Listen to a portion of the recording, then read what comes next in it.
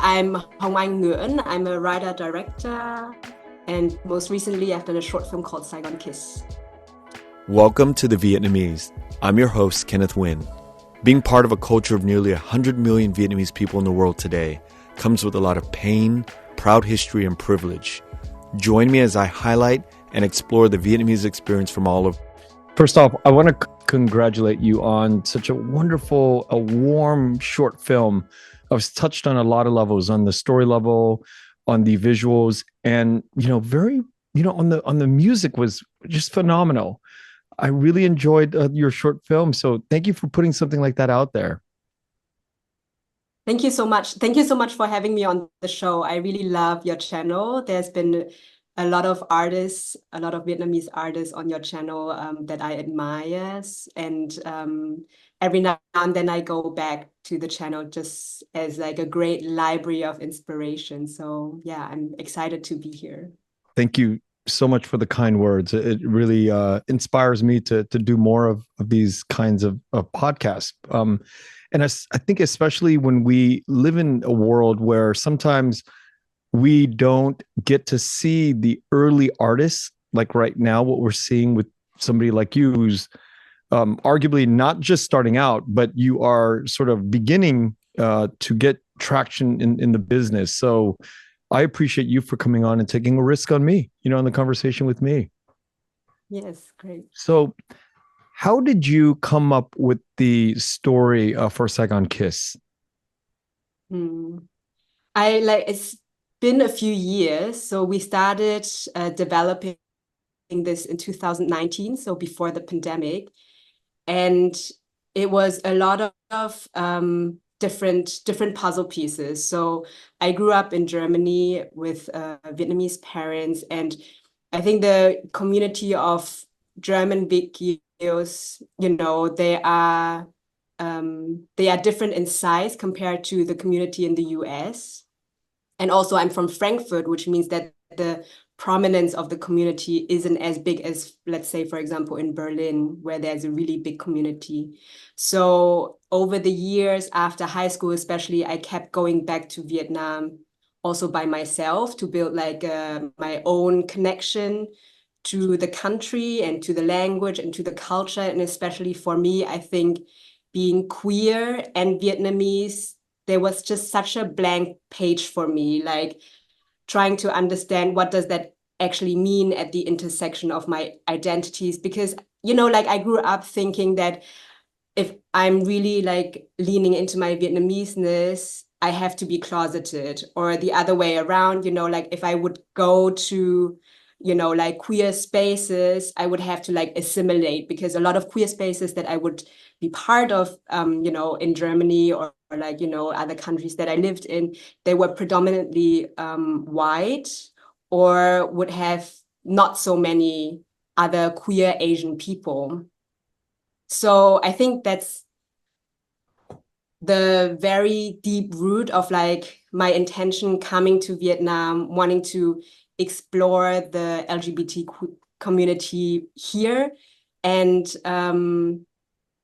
so I spent time in Saigon, learning what the community looks like. And I think from there were observations and, also just being in Saigon for a longer period of time, and observing the city as someone somewhat external, because my parents are not from Saigon, they're from Hanoi and Hue. So not only didn't I grow up here, but also like we don't really have a family connection to the city. So to me, it was quite fascinating to like observe the queer scene here and the city as they transition within this like very fast paced of the urban space. And I met incredible people in the community. They were incredibly inspiring. And it kind of like gave me this sense of like, yeah, there is obviously like a very strong queerness within like any culture, I think. And like we kind of forget about that there is always queerness present in our culture because we don't see it. But just because we don't see it, it doesn't mean it doesn't exist. Yeah. Now, And when I think about the three places that you've spent time in, you know, Frankfurt, Saigon, or Hanoi, or Vietnam, and the U.S., I'm thinking about how different or how similar the space is for Asian queers. Uh, could you talk about sort of the differences and the similarities between the three places? I don't know if that's a too general question, but I'm curious to hear from your perspective if there's a big differences, or are people just people everywhere? mm, wow, it's a big question. Let me try and see. So in Germany, yeah, like I mentioned before, I mean, when I was growing up as a teenager, I think there were very little queer spaces, and especially for lesbians or queer women like me. I think the spaces that existed and have been like existing for a long time, they predominantly are for gay men, and mostly these spaces are quite white.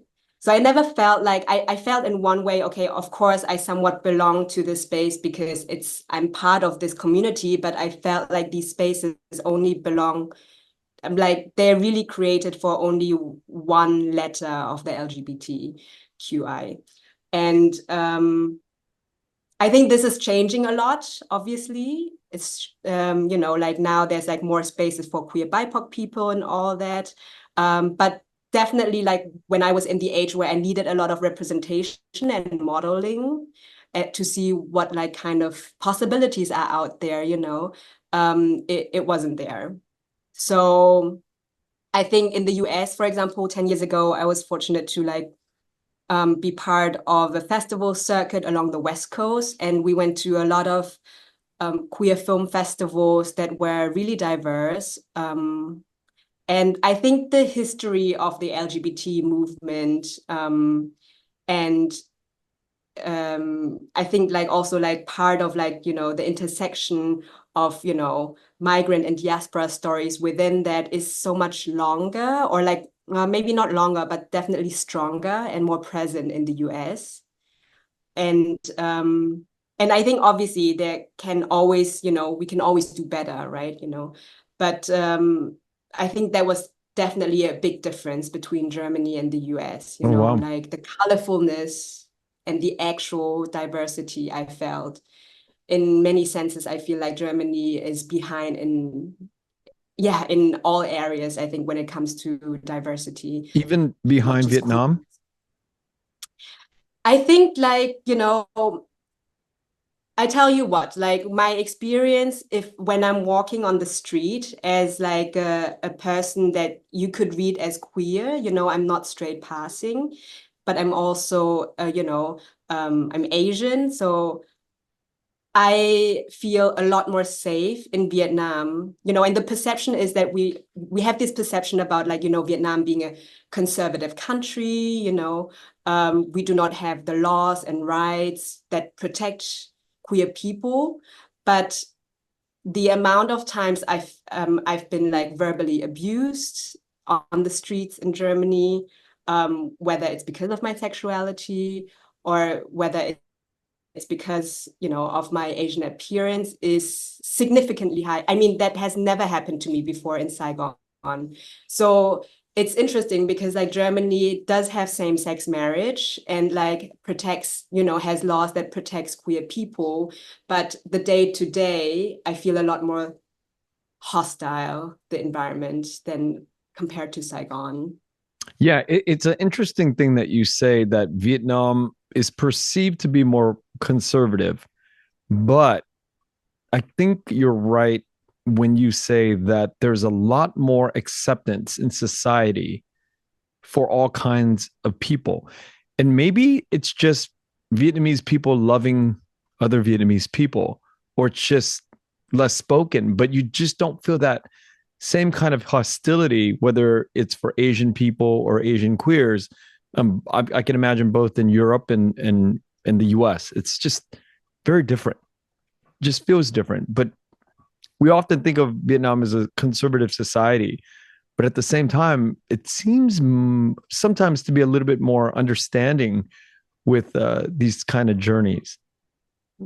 And I mean, I recognize also that, you know, I'm in a pretty privileged position that, you know, I can live in a city where there is a lot of, you know, acceptance.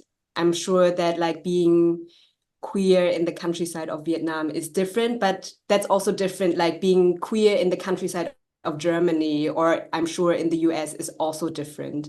But yeah, that's from my experience, it's quite interesting. And you know, when I first came to Vietnam to like get to know more about the LGBTQ community here in Saigon, I brought a lot of perceptions with me because obviously I didn't get to see that much representation. There aren't that many resources or, you know, information that is accessible to you if you don't speak Vietnamese, for example, because there doesn't have to be like, you know, not everything has to be bilingual, especially if it's catered specifically towards Vietnamese audiences.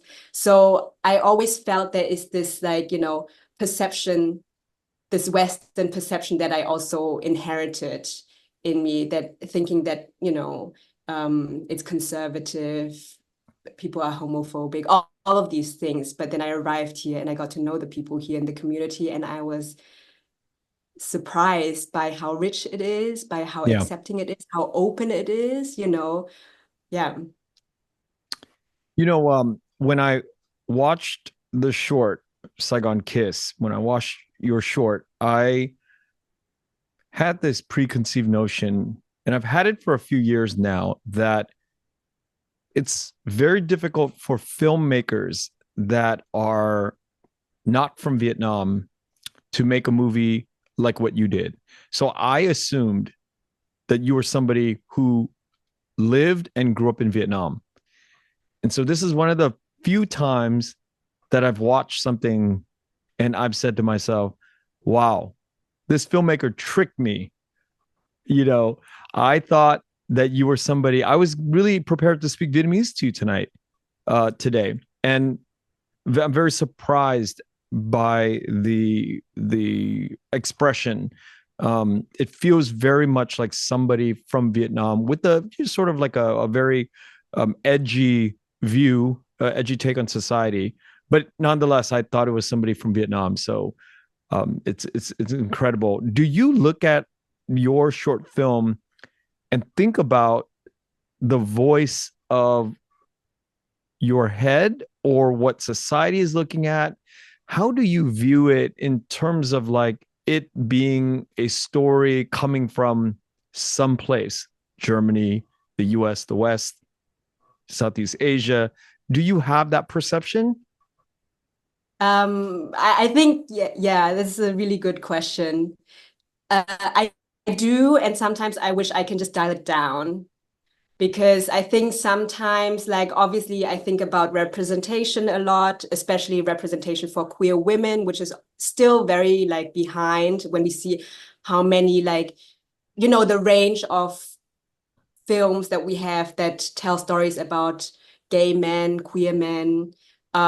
So even when I go to queer film festivals, you know, there's always, I feel like stories about queer women is always kind of like sidelined still.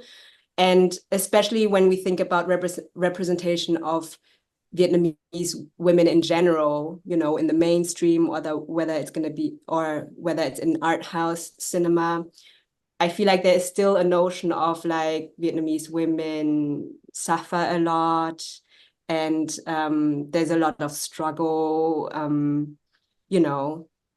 But I sometimes feel like thinking about all of these politics behind the story, yeah, enables me to just immerse myself fully into the truth of the characters, or the truth of the actual story right there that is on the page. So I kind of have to, yeah, distance myself sometimes. And then, you know, sometimes when the story takes foreground and we've done all the storytelling and we've finished the film, then I can zoom back into, okay, on the bigger scale, what is the significance of portraying two queer Vietnamese women in contemporary Saigon, like an image that I felt like I really needed when growing up, and you know, trying to come to terms of with my queerness and my Vietnameseness, because I haven't seen it. So obviously I wanted to make something that like I was yearning for, and I still think is lacking. When I watched the short, I was thinking, how does the rest of the world get to see this? How do we all get to access these gems of a work of art? You know, it's something that, you know, we can't find it yet on YouTube or anything like that, right? I mean, so I guess the question really is, when you make something like this and it's a short, typically it could be used as a calling card for something bigger in your projects and as a sample of your style and what you're able to do. But for me, on a practical level, like, how does the rest of us get to see this stuff? So we're really lucky that the film had a very great start into the film festival circuit. We premiered with our world premiere in Germany at the Max Ophüls Prize, and then went on for the international premiere to screen at Clermont-Ferrand in France. So there's a lot of eyeballs that got to see the film already, more than like I would have ever imagined. And now we're in the process of touring the film in the next few months. So coming up, we have our North America premiere at the Palm Springs International Short Film Festival, Shortfest. And I think, yeah, accessibility is definitely something that I also think about a lot. And I feel like I definitely just want to, at one point, release it for people to see and people to find, because, yeah, I think I always go back to like me as a 14-year-old going on YouTube, trying to find those stories, like any kind of representation, because if, you know, it's not integrated into the mainstream, I was just hoping that someone would do like on a smaller scale, some DIY independent things about it. So yeah, I definitely look forward to making it accessible to just the wider audience. We'll be able to find this eventually. Eventually, yeah. Yeah, wonderful. That's great news to hear. How did you come up with the story? I once rode a grab car with my mom, and she was like sitting in the front next to the driver. I was sitting in the back, and I think that the driver was like, I mean, I could read her as a queer woman, and her and my mom had like a really casual but very pleasant conversation, you know, about just how long she's been driving Grab for, and also you know, if she has a husband or not. And this driver was kind of diverting this question, you know, like a very typical Vietnamese mom auntie kind of like conversation with a stranger. And I was sitting in the back just like listening to their conversation, and I think I could feel her, the driver, look through the mirror, and we had eye contact, you know, and I just felt like, you know, what a warm but also very intimate and vulnerable and also threatening conversation that we have over the course of this short Grab ride. And I felt that, you know, this is like something so fleeting. It's so intimate, it's so condensed and concentrated, but it's so fleeting that, you know, we parted ways very quickly after the ride. But I think that ride really left a feeling with me. And then it just made me realize how special it is to take Grab rides in Vietnam, because you are intimate physically with a stranger, like especially if you take a Grab motorbike, right? Yeah, you never touch. There's like a very strong like physical intimacy with someone you do not know. And then that intimacy just breaks, and it dissolves, and it goes away after, just like a 10-minute drive or a 20-minute drive, or sometimes a 5-minute drive. And I think that's like something that is very special about Saigon as a metropolis, because, you know, the sense of alienation and loneliness in big cities like New York or Tokyo is very prominent. And I, you know, was very lucky to travel a lot and also travel a lot by myself. And I felt like when I arrived in Saigon, there are 10 million people living in this city, but somewhat this sort of loneliness or alienation that you feel, it has like a very intimate and warm quality to it. And I think it's because, you know, our main form of transport is motorbikes, and we are in such close proximity to people around us. You know, when someone like asks about directions, there is no metal box, you know, that we can hide in, but, you know, it's like a very, very human, direct live interaction that you have with a stranger on the street, and then you just go on. Yeah, so that's kind of where the theme came from, that I just like observed from the city, and it is always moving, you know. The two characters are very different, but kind of, to me, the same in some way. And I won't give it away, but I do want to know, did you model these characters? How did you build these characters into who they are on screen? Because they're very unique, but they don't say much, but they're very unique. You can feel it. And I think that's the power of a good director. Thank you.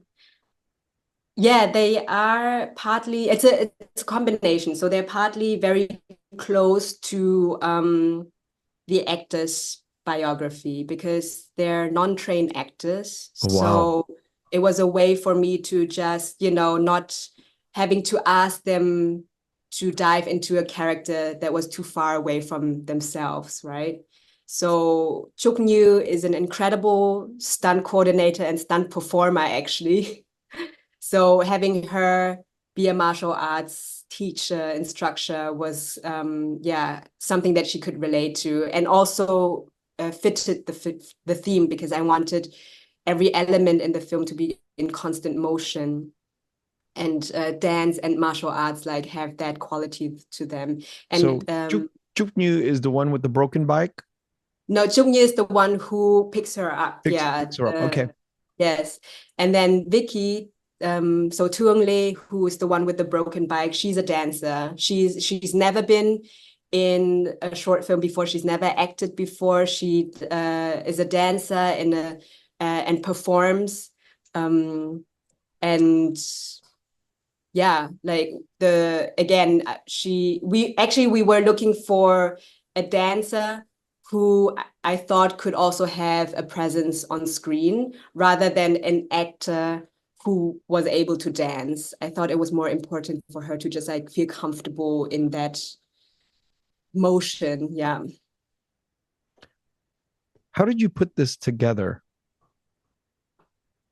The film? Yeah, the film. How did you put it together? Yeah. Like, you had this idea, you went out and write it, and then I know you work with Jang, one of the producers, who is a really good producer in Vietnam. I've had a chance to talk to her a few times. How did you put it together? It was quite a long journey, longer than I think like any other short film, because when I came here to Saigon and I wanted to make a short here, I didn't know anyone in the film industry. It was literally just like me and my producer from Australia, who's Korean, Australian, Andrew, he's great. And he was like, yeah, I will support you making this film and I'll be your producer. So we came here and just like started connecting with people, and like slowly over time build a network here. And we got a little bit of funding from the Goethe Institute, for example, that supported us, and other smaller grants. And then I just put a heap of money aside. And during the pandemic, it was put on ice, because we thought, okay, well, if we don't know enough people in Saigon, we have to fly in people. So the idea was actually to fly in crew from overseas.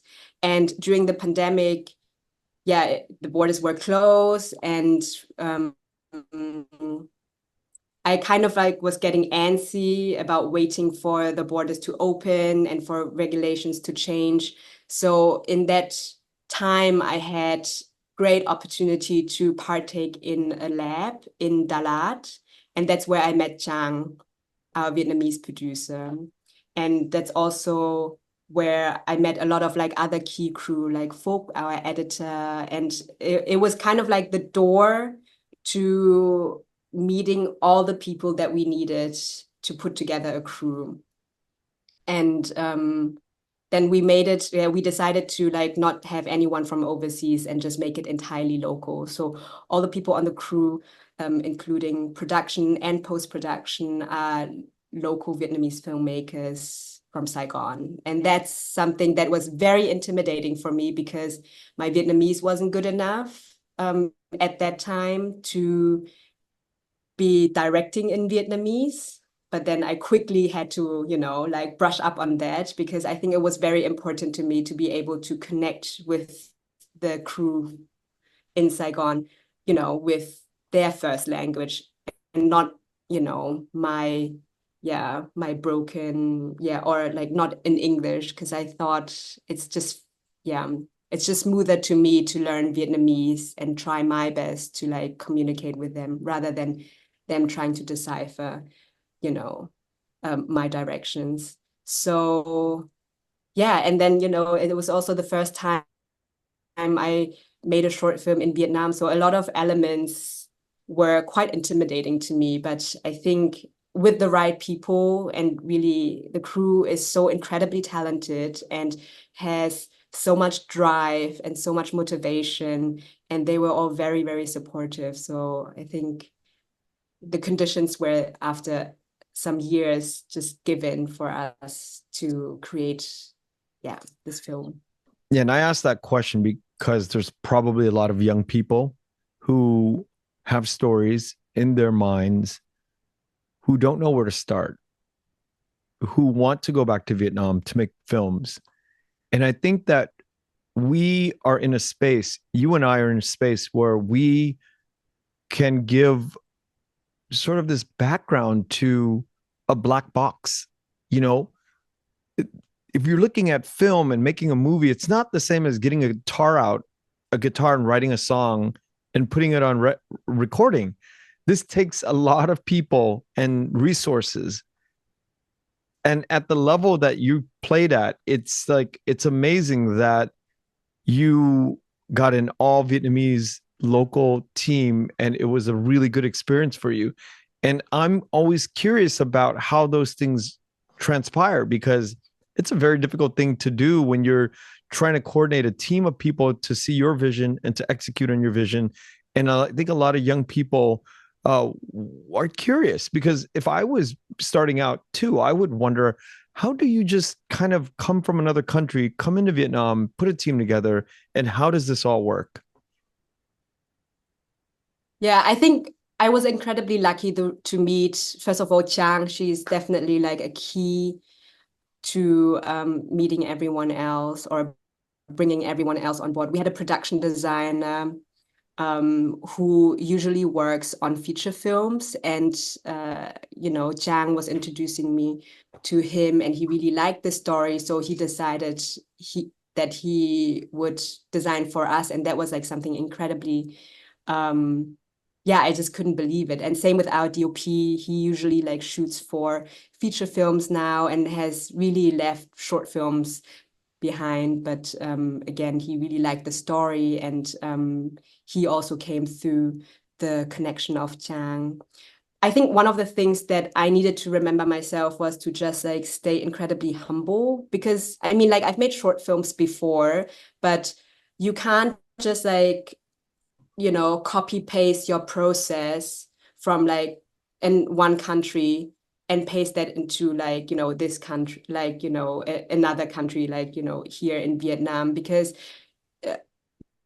permits are different, workflow is different, things just work differently, and you gotta be open to that and accept that and embrace it. Because honestly, I think the reason why Saigon Kiss is the way it is because we had a lot of liberty, but also at the same time restrictions, and I think that's something that I also just needed to remind myself, just because this is the process, not the process that I'm not used to this, and I'm not used to these steps, or like skipping certain steps. It doesn't mean that, it has any other less quality. It's just being very adaptable to your environment and regulations here, right? Do you intend to expand it into a feature, a full-length film? It was never the plan, and a lot of people have asked me. So right now, I feel like I need to just let it rest and see what it's becoming when audience members watch it. And also, like, it was such a long process making it, because we've been, holding hands with this film since 2019. So maybe in a couple of years, I'm ready to revisit it. But right now, I'm like very excited to just dive into new stories and work on other things. Yeah. I do want to go back to Frankfurt and Germany and the history of Vietnamese people. You had talked about that earlier in the podcast, and I can't get rid of this question. Your parents came from Hanoi to Germany in the 90s, I'm assuming? So my mom did, yes. Yeah. Yeah, so my mom is from Hanoi. She came to East Germany in 88. My dad is from Hue. So he came to West Germany as a refugee in 78. So they met after the wall came down in Germany. And I just spoke to another guest recently, and she's told me that when your parents of that generation meet in Germany and you were born, she said to me, either you have to go as a couple, you have to go back to Vietnam if you are, on a work visa or student visa. If two Vietnamese people have babies, they have to either go back to Vietnam or get an abortion. But then they later changed up the law to say that, okay, you can have a baby, but you still have to have a Vietnamese passport or citizen. So can you explain a little bit? Because it's very different in America, in the US. Yeah. And hearing this was shocking to me, because it just was so exacting of like the way Germany would enact these laws. So as far as I understand, my mom had a 4-year guest working visa. So, like in the 80s, a lot of guest workers from the Soviet countries would come to East Germany, for cheaper labor. And they were very skilled, but their stay was really limited. So the idea was that they would be able to earn some money, send it back, and then after a few years also return back to their homeland. And my dad, like many other boat people, had an asylum seeker status because he was a boat person, and he came much earlier, almost 10 years earlier than my mom, to West Germany. So his status was different. He was able to stay permanently. And I think it's just my parents were, at a place where Germany was in crazy transit. I mean, like, the wall came down, East Germany disappeared essentially as a country and just was integrated into West Germany. And so were the people. And things were just very transitional and wild. And I think because they met at that point in time, laws were just different, and their status, I mean, they were able to marry, and then, my mom just, my mom had her first child, my sister, and she was able to stay, and so was my dad. Like, there was no sending back, but I really think that's like a very unique window of time during that period. Yeah. And I think that if you were both on work visas, it would have been different. But because your father had a different status, 1978, it's a different type of status. So having you would be a citizen of Germany. That's right. But I yes. think if they were both, if your mother and your father were both in the same work visa status, 4 years, then I think the laws would have been different, I think, right? Yeah. Yeah, it's so fascinating because these are histories that we grow up with in different parts of the world, but all sharing the Vietnamese roots. But it's very different. Like who you are and who you've become is a result of like all of these things happening in your history. And it's very different from somebody like me, coming in, my parents coming in 1975 and being born in the United States is, of course, you're going to be an American citizen. It's just something that we all take for granted sometimes, I think, as Americans, as Vietnamese Americans. Sometimes we don't think about that. And then I hear the story of German parents who got work visas, who couldn't have, you can't have a baby and have the baby become a German citizen. It's just not something that they gave.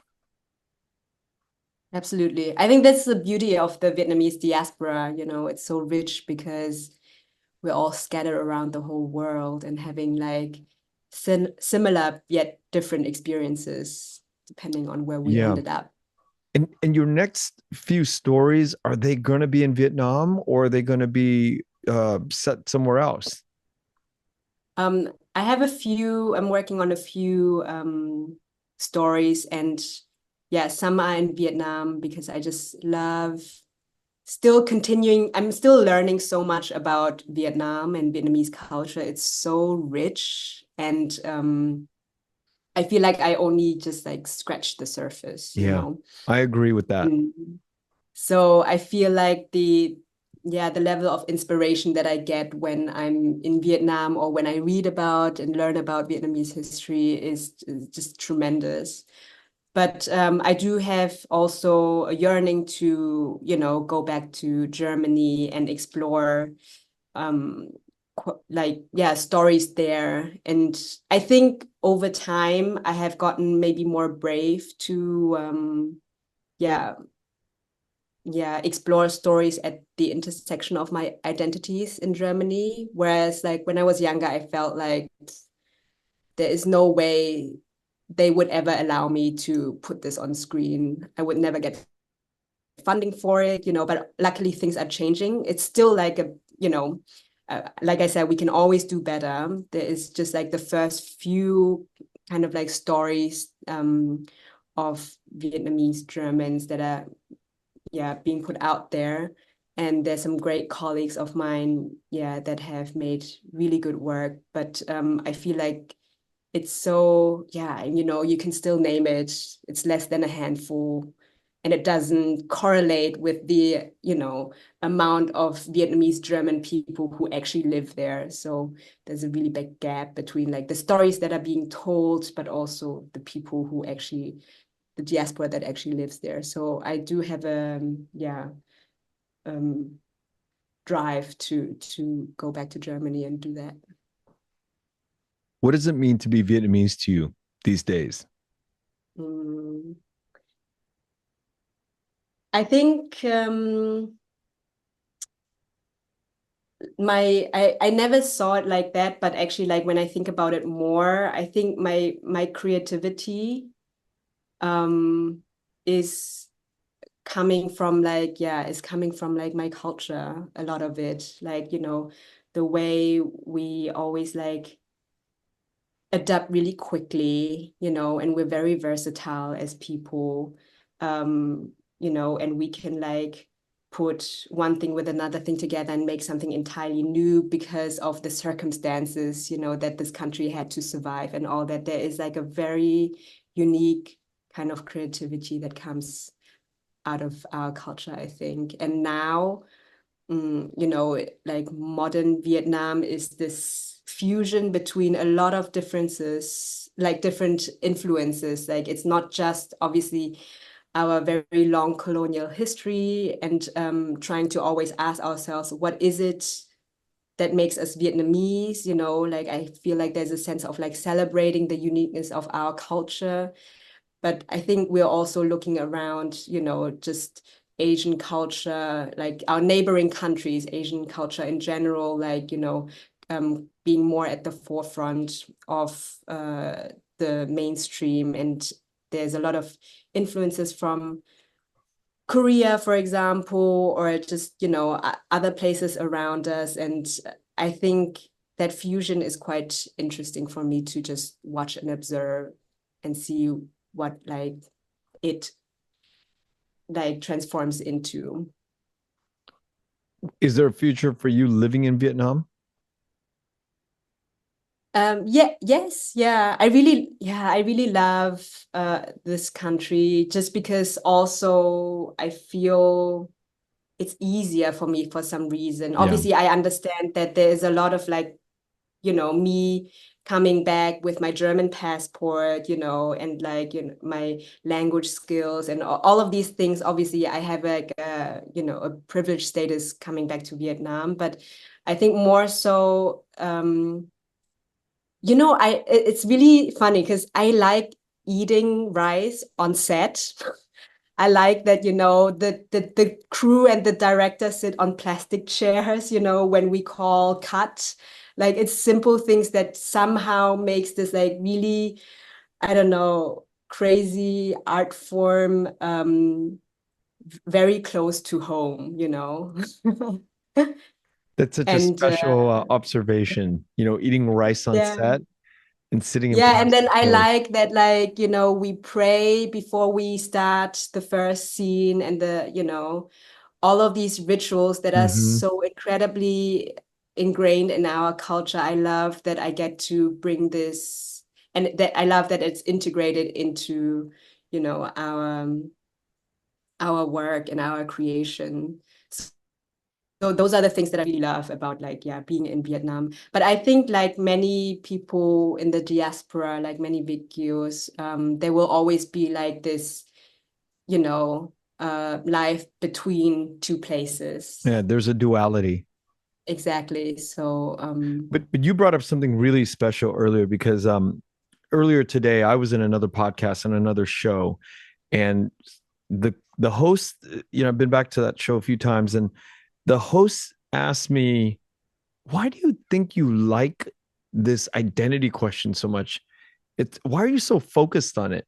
And you said something earlier at the beginning of the podcast, something like the intersection between Asian and queer for you is an undefined space, something like that.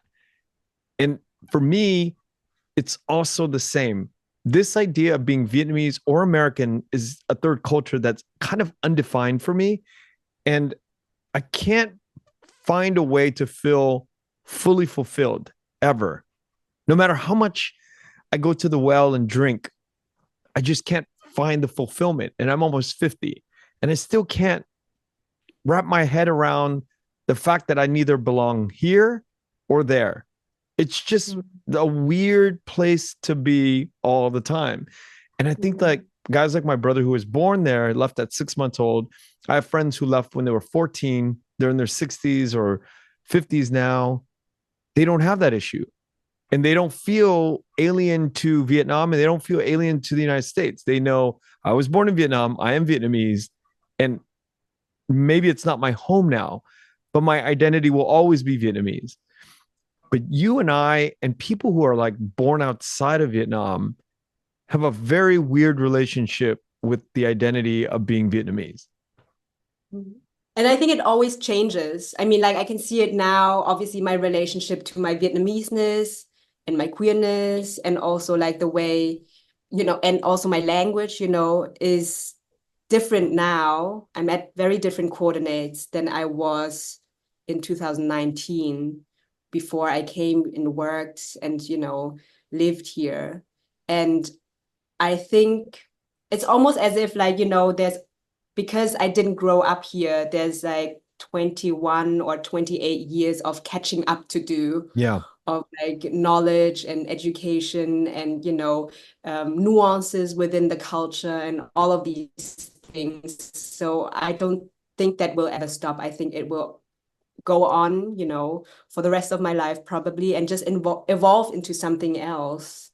It's I don't think there will ever be okay, now I know what it feels like to be Vietnamese and German and queer. I think yeah, it'll be forever be in transit, and there's Yeah, going to be new facets that I will discover from it and new nuances. And yeah, I think that's the beauty of it also, I agree with to, you. It's a yeah. beauty. It's a beauty that if we are able to embrace, it's very powerful.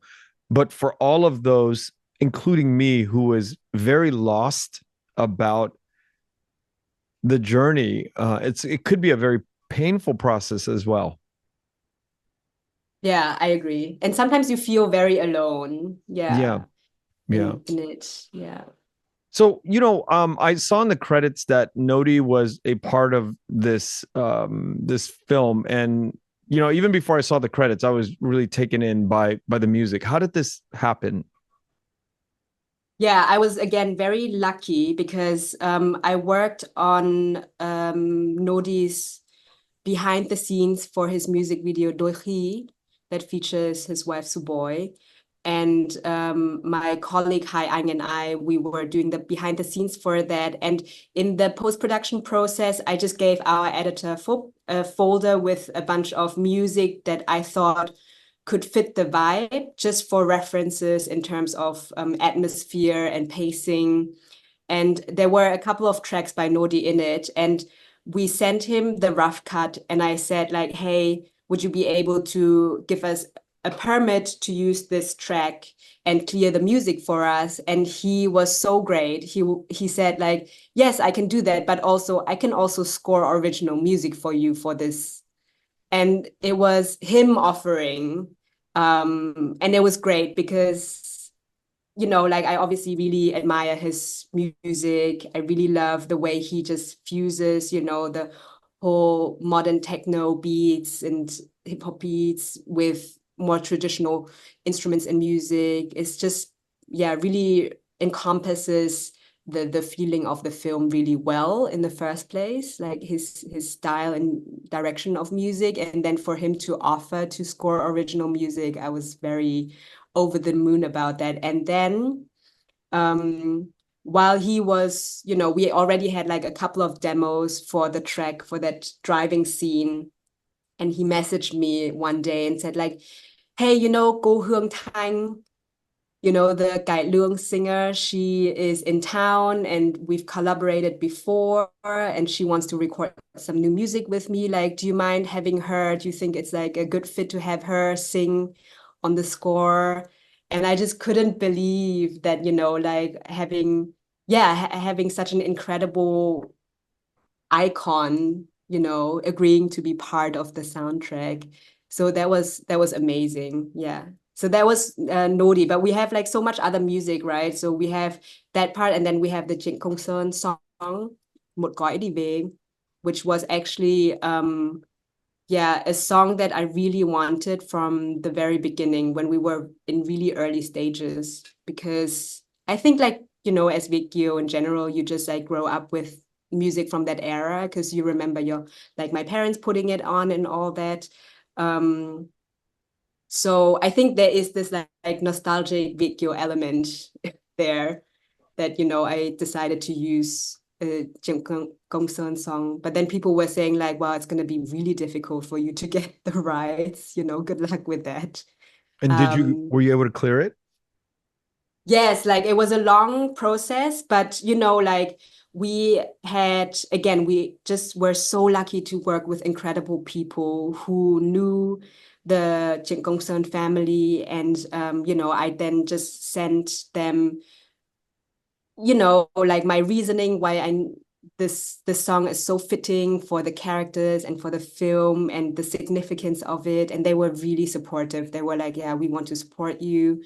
And we'll give you the rights and you can clear it. And so we recorded the track with the really great musicians in town in the studio. And then we had, for the dancing, we had a local DJ called Mess remix it again. And Mess is incredible. She's also friends with Nodi, and she plays all sorts of Vietnamese instruments. So she would record them and like mix them with a beat and like make a kind of like more modern version of it. And then for the end of the film, we just used the pure instrumental. Yeah. So I'm really proud. I'm really proud of the music in the film. Yeah. It's amazing. I soundtracks make a huge part of any movie experience. And I think that this situation, this is a prime example of, something going really good, and then it just pops it and elevates it to another level. Absolutely. And I just really love this like generational bridging that like Mm-hmm. happened in this whole process of working on the music. Like we had Go Hương Thanh, and then, the family of Jin Gong Sun, that really like senior generation, and then like all the youngsters, like, Nodi and Mess and me trying to like make a version and like have like a musical package that, yeah, was complementing the film. It was just a very incredible part of post-production. When I think about you as a filmmaker, I think about the dreams I had of becoming a screenwriter, making movies in Vietnam, perhaps one day directing. I just never had the courage. And thank God I didn't do it yet, because what I started to talk about to you was it's very difficult for a Vietnamese American or Vietnamese, overseas Việt kiều to go back and try to make a movie like Trấn Thành. I don't know if you've watched Mai or Nhà Bà Nữ or Bố Già. It's almost impossible for you to go home to Vietnam and try to make something that connects with people there, because our spirit and our outlook is very, very different. Our sensibilities are very different. And that's why I was like, I tip my hat off to you. I really salute you and applaud the work that you did with Saigon Kiss, because somehow there is an emergence of that feeling very authentically being somebody who understands the culture in a very quiet way. Thank you. Thank you. That's a huge compliment. But I also think at the same time, maybe a person from Saigon, maybe a queer woman from Saigon would tell me, wow, this film is like told from such an external perspective. Oh, wow. Oh, wow. We haven't had the chance to screen it in Saigon yet, but That's I a think good I have point. I come. didn't think about that. That's a very good Yeah, point, because I'm I not. think, Yeah. for someone in the diaspora to see two characters that are portrayed as, their local characters, it's not their narrative per se is not a diaspora story, about struggling about their diaspora identity. But I still have a feeling that like if someone local would watch this, they would probably see that it's not, Not real, not it's practically. not yeah, made by a What? local person. And I think that's like something I really can, like, I'm happy to accept and come to terms with it, because it's like how people ask me, do you think you will ever be able to tell, like, are you interested in telling stories that are about straight people or anything like that? And I'm like, yes, but I mean, I can't shut down this big part of my identity that I'm queer. So things and stories will always come through like a specific lens when I tell them, and it's the same with like my Việt I guess. Like I can tell I can tell a story that is local, and the film is made by local Vietnamese people, but because it's through my lens, I can't, there will always be this quality that it's from an external perspective. And maybe the level of it kind of like ranges. Sometimes it's more obvious that's like, someone external, or sometimes it's just like hidden. Yeah, or This is less. like that AI question where, like, at what point do you not know it's AI talking to you? Yes. At what point do we know that the film director is not from Vietnam or is from Vietnam? Yeah. And getting into the meta level of all of this is funny, because why does it even matter, right? Why I does know. this Yeah, even I think that's, yeah, for sure. you know why does it even matter? Why does authenticity matter? Well, it kind of does matter, because Yeah. you're kind of like expressing a viewpoint that is you're trying to connect but also be different, funny, dark, moody, or whatever you're trying to do. you're trying to make it creatively stand out and be special, but at the same time universal to the people, the native, the local feeling as at the same time. So I never stopped to think, I am not a queer Asian woman, so I don't see that piece as something that is something another Asian woman, a Vietnamese queer woman would see it and go, no, this is not how we do it. Yeah, yeah. I think definitely, you know, when we showed the film in Germany, a lot of the questions is always like, this is clearly based on you know, your own experience, you as like an international student, like for the German audience, they cannot fathom that this was actually, you know, it's a story set in Vietnam about Vietnamese people, but it wasn't told by someone who didn't grow up there. Like it was incredibly hard for them to understand that. And I was always challenged in Q&As about this element. And uh, you know, like in Saigon, it's probably going to be very different, the perception of it, you know, like but I think also sometimes I lose my patience sometimes, you know, like with always having to position my voice, you know, in this whole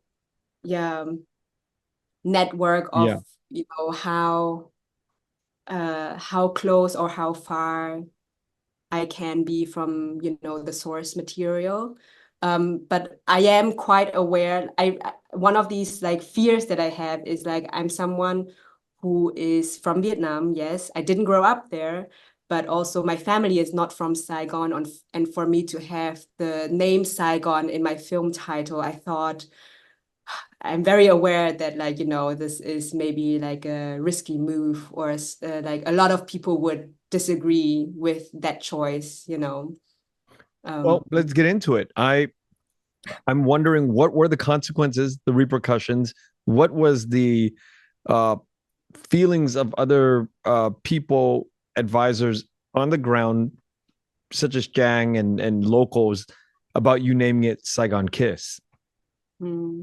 I think the one saving grace definitely is that like Saigon Kiss is a like standalone term. It refers to the burn that you get when you know, when you get burned by the exhaust of the motorbike. So it's often referred to as a Saigon kiss, that little burn. So to me, you know, that term kind of just like tied into the themes of the story, and I thought it was like fitting. So I thought, you know, that's my justification, right? It's not because I wanted to use the city's name. It's just because I wanted to use that specific term. Yeah, that was already established. Makes perfect sense. Yeah. So do you mind talking about censorship? Are you at our liberty to talk about censorship? Because sure, yeah. well, I mean, we can be very careful, because I want to be respectful to, you know, I want to be respectful to, like, you just don't go to your uncle's house and do whatever you want, right? Yes. You don't go to your aunt's house and you do whatever you want. I appreciate that. Yes. Right? That's how I always look at Vietnam. Like, I'm going to somebody's house. I have no right to want to do what I want at somebody's house. There's rules at somebody's house. So I want to be sensitive that you and I both work at another person's house and we come visit the other house, their family, but it's not our house. So that being said, I do want to, you know, ask how it was received in terms of censorship or the name Saigon Kiss. We don't know yet. Because it hasn't screened here, so like we don't know. We obviously shot with a film permit and all the, you know, legal aspects during production and all that. But then there's many different stages of getting approval and all that. So obviously the last stage is screening it here, and we just haven't crossed that bridge yet. And I was told, you know, by many more senior filmmakers that like, just don't think about that. because, you know, you don't want, you just adapt once you cross that bridge. And we Make haven't the crossed movie it you yet. want. Yeah, make the movie you Exactly. want and let it deal with itself.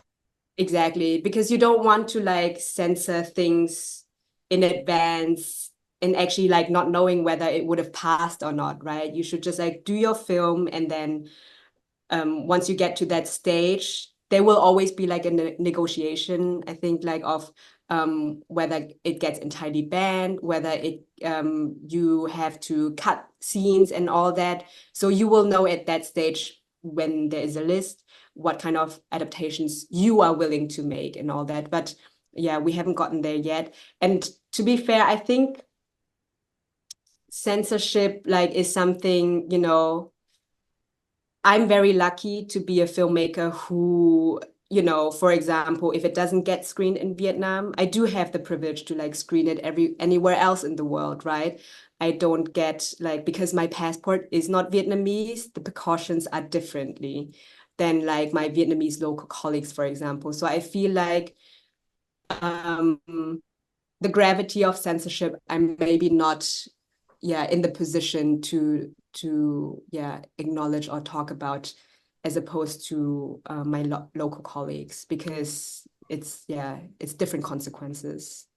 Fair enough. That's a really interesting answer. And I think it's it's something that we deal with in a very different way than the locals. And you know, we are granted a different type of privilege to do the things that we want to do. But I always say we're visiting relatives' house, relatives' house, and we just need to be respectful. And I really appreciate all that you've shared today. It's being able to understand three different sort of cultures, the German culture a little bit, and the Vietnamese, and then your understanding of the US culture helps me see how this story was put together, and it's very fascinating.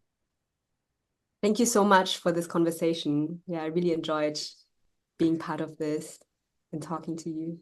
And I hope to see you soon, whether it's at another film festival or Sundance or, somewhere in the world. I'm sure we're going to run into each other. So thank you so much, Kate. Thank you so much.